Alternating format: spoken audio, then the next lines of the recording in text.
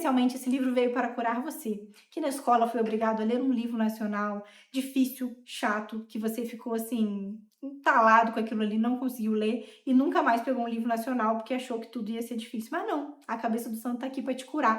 Oi, meu nome é Laura e hoje eu vou te apresentar A Cabeça do Santo, meu livro nacional favorito. Eu tô nessa posição aqui diferente, um cenário um pouco distinto, porque tá muito calor, gente. E aí eu parei nessa posição aqui, achei que ela tava confortável, e aí eu falei, é assim que eu vou ficar. E por falar em calor, nós temos aqui um livro que se passa no sertão. Então, ele acontece no Ceará.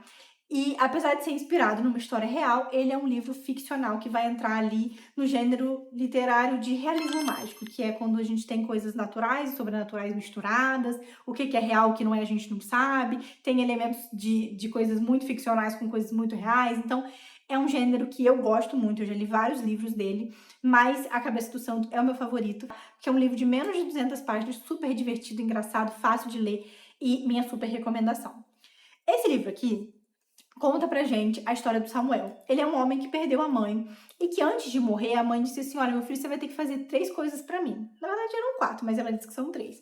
Que é acender 3 velas pela alma dela em 3 lugares. Primeiro, aos pés da imagem do Padre Cícero, lá em Juazeiro do Norte. Em segundo, na imagem de São Francisco, em Canindé.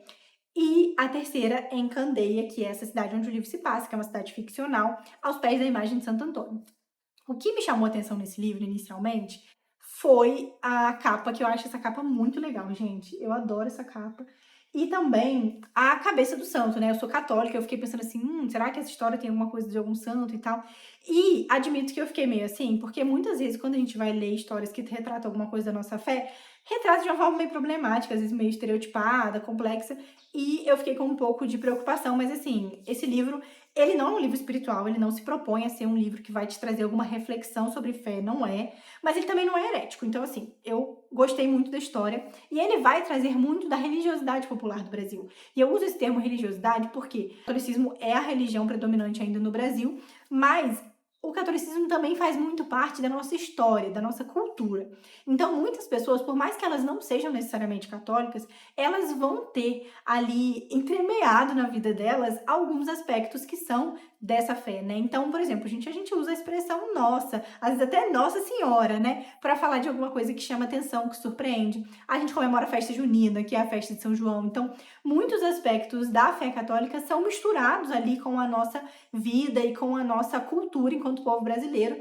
E isso é muito retratado, claro, né? Isso é muito forte também no Nordeste do Brasil, mas é muito retratado aqui também em A Cabeça do Santo. Então, voltando para Samuel, né? Samuel recebe essa orientação da mãe dele, e a coisa que eu falei que é a quarta ali é que nessa cidade de Candeia, onde ele vai acender a última vela, ele tem que encontrar o pai dele, que ele nunca conheceu, e a avó, né? A mãe desse pai.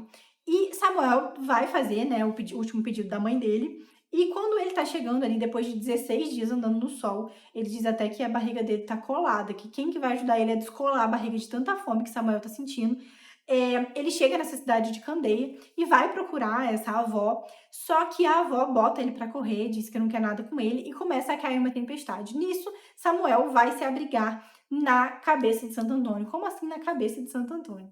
Esse livro é inspirado numa história real, então a Socorro Racioli, ela conta que como que ela chegou nessa ideia, né? Ela, além de ser escritora de livros infantos juvenis, a Socorro Racioli também é jornalista, então ela disse que ela tinha muitos recortes de jornais e em dado momento ela resolveu que ela queria se inscrever para participar da oficina de escrita do Gabriel Garcia Marques. Isso, ele mesmo, o grande escritor, ganhador de Nobel, que tinha uma oficina que ele fazia para algumas pessoas muito selecionadas, assim, e que ela resolveu se inscrever, achou que era só pagar uma taxa, mas no fim das contas ela precisava ser convidada. Por fim, ela conseguiu uma vaga lá, né? E ela precisava apresentar um esboço de uma história. E aí ela foi revirar lá nos recortes de jornais que ela tinha e ela encontrou um recorte de jornal. Então, assim, gente, realmente aconteceu de uma cidade chamada Caridade, lá no Ceará, em que o prefeito decidiu, né, construir uma grande imagem de Santo Antônio. E tendo construído o corpo, a cabeça, né, assim como quando você vai construir uma imagem, isso vai sendo construído em pedaços, né? E resolveram montar a cabeça inteira no chão e depois, na hora de içar a cabeça, não conseguiram. Então, até hoje, essa cabeça, ela fica lá no meio dessa cidade, e é uma cabeça oca. Então, ela decidiu escrever essa história sobre esse homem, que na cabeça de Santo Antônio, agora, gente, falei da realidade, vou voltar para ficção. Samuel, se abrigando nessa cabeça de Santo Antônio, ele começa a ouvir às 6 da manhã e às 6 da noite as súplicas que essas mulheres da cidade fazem a Santo Antônio pedindo marido.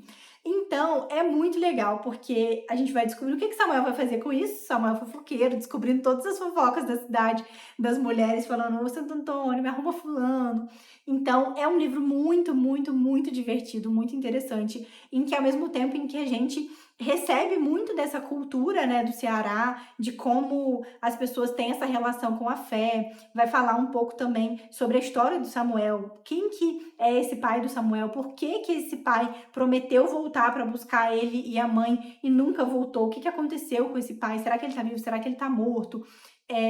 Essa avó, por que que ela botou Samuel para correr? Por que que essa cidade tá largada às traças, assim, quando ele chega em Candeia, nem o ar tinha esperança de ser vento, então era uma cidade que estava abandonada, que as pessoas foram embora. Então a gente vai descobrir um pouco da história dessa cidade, conhecer personagens muito divertidos. Eu acho que ele, como eu falei no início do vídeo, é uma boa opção para você que já teve experiências com literatura nacional, tem vontade de ler, mas que muitas vezes encontrou uma leitura difícil, encontrou uma leitura arrastada, muito longe da sua realidade, do que você consegue ler hoje, ou livros muito grandes, muito tristes, né? Esse não é um livro triste, gente, ele é um livro que você vai rir muito mais do que chorar. Eu acho que eu chorei no final sim, mas é que eu sou bem manteiga derretida. Ele tem, ó, 160, nem 168, que isso aqui é agradecimento, 166 páginas, gente. Então, assim, uma história super bonita. E fica aí minha super recomendação de A Cabeça do Santo, da Socorro Acioli, que foi um livro que eu amei.